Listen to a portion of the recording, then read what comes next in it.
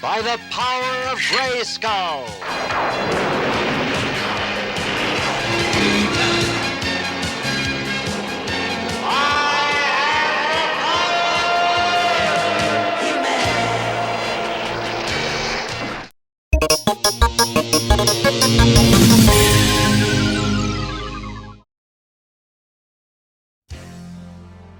Hey guys, I'm Pixel Dan, and this is a review of the Masters of the Universe Classics Webstor figure.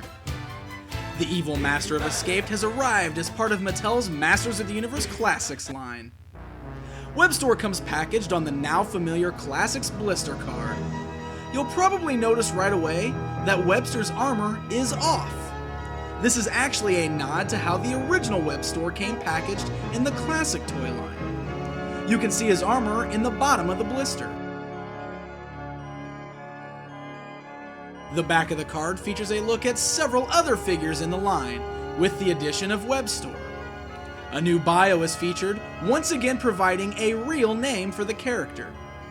Oranius, son of Rachnis. This is honestly one of my favorite real names given to these figures so far.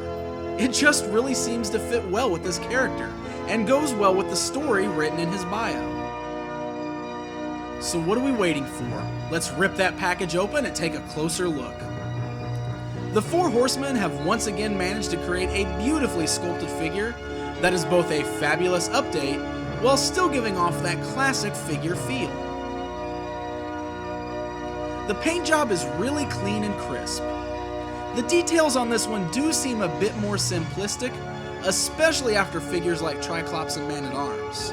But that's not necessarily a bad thing, as the simplicity does work well for this one.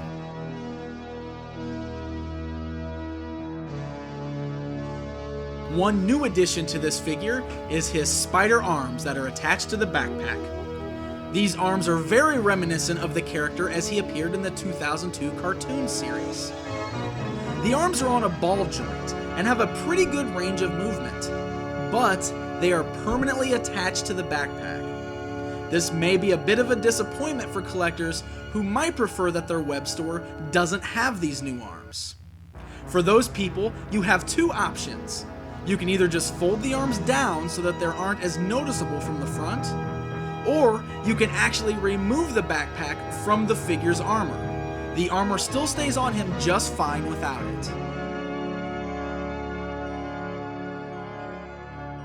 While we're on the subject, let's discuss the backpack. It features an attached rope and grappling hook, very similar to that of the classic figure.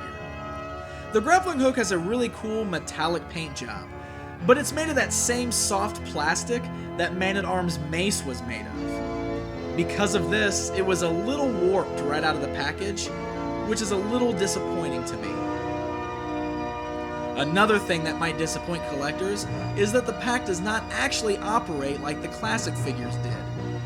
The original figure had a pulley mechanism inside that allowed Webstor to climb his rope when it was pulled.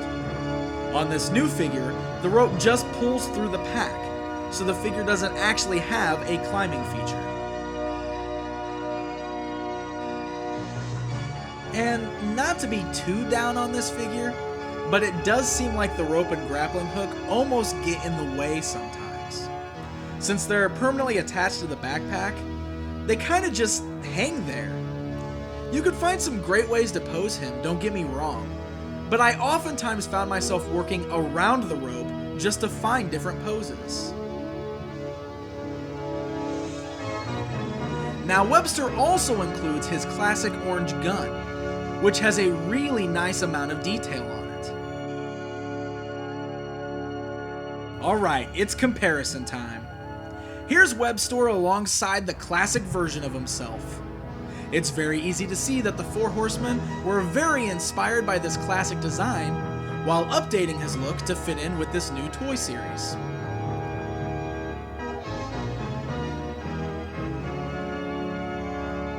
And here he is next to the Webstor Staction figure.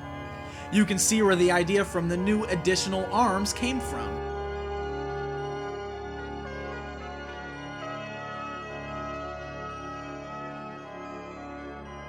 Webstor is another awesome figure to add to your Masters of the Universe Classics collection. despite his minor flaws. If you have signed up for the Eternian Collectors Club, he will be the first figure that you receive. But for those who haven't, he will be available on MattyCollector.com on September 15th. If you're an avid collector of this line, or a big fan of the Master Escape, you won't want to miss out.